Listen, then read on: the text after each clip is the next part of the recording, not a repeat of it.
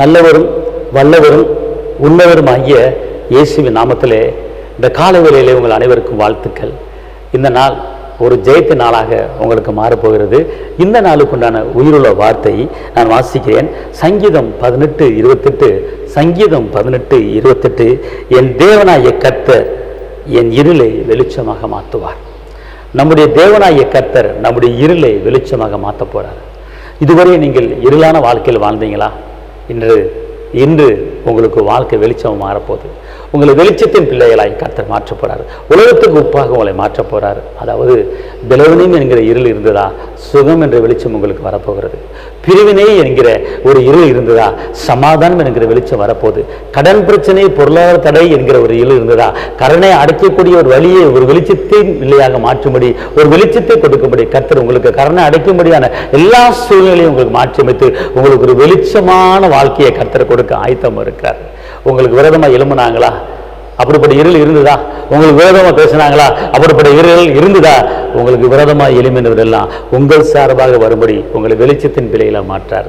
சத்துருக்கள் எல்லாமே உங்கள் சார்பாக வரும்படி கர்த்தர் வெளிச்சத்தின் பிள்ளைகளை மாற்றப்படுறார். அதனால் இந்த நாளிலே உங்களுக்கு வேண்டாத காரியங்கள் இதெல்லாம் இருந்துச்சோ கர்த்தர் எல்லா சூழ்நிலையும் மாற்றி அமைத்து இன்னைக்கு உங்களுக்கு வரக்கூடிய ஆசீர்வாதங்கள் தடைப்பட்டு கொண்டு இருந்ததா?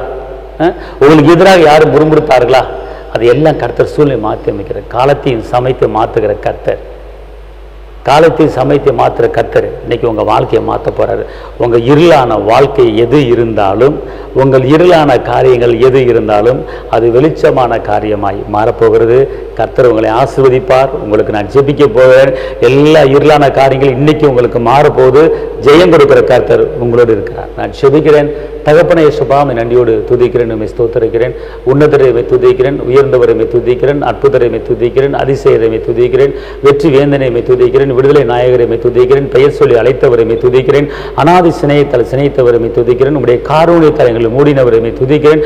இந்த நாளில் இந்த வார்த்தையை கேட்கிற ஒவ்வொரு தேவ பிள்ளைகள் வாழ்க்கையில் இருக்கிற எல்லா இருளான காரியங்களையும் வெளிச்சமான காரியங்களை மாற்றுங்க தகப்பனே. குறிப்பாக அந்த நாட்களிலே யாரெல்லாம் பிறவினை என்கிற இருளில் இருக்கிறாங்களோ அவர்களுக்கு சுகமான ஒரு வெளிச்சத்தை நீங்க தாங்க தகப்பனே. யாரெல்லாம் கடன் பிரச்சனை என்கிற இருளில் இருக்காங்களோ கடனை அடைக்கும்படியான ஒரு வெளிச்சத்தை நீங்க உருவாக்கி தாங்க தகப்பனே. ஆண்டவரே இயேசப்பா, 5:42 மணி பெருக பண்ணின தேவனே, ஆண்டவரே கடனை அடைக்க, ஆண்டவரே எண்ணெயை உற்பத்தி பண்ணி எண்ணெயை பெருக வச்சு, ஆண்டவரே எண்ணெயை விற்று கடனை அடைக்க உதவி செஞ்சு அற்புதம் செஞ்சு என் ராஜாவே கடன் என்கிற இருளில் இருக்கிற உங்களுடைய பிள்ளைகளுக்கு ஆண்டவர் இப்படிப்பட்ட ஒரு அற்புதங்களை செஞ்சு வெளிச்சத்தின் பிள்ளைகளாய் நீங்க மாற்றுங்க தகப்பனே. இந்த நாளிலே அப்படிப்பட்ட ஒரு அற்புதத்தை நீங்க தேவ பிள்ளைகளை செய்யப்பட நன்றி. காத்துக்கொள்ளுங்க இயேசுவின் நாமத்தில் பிதாவே, ஆமென்.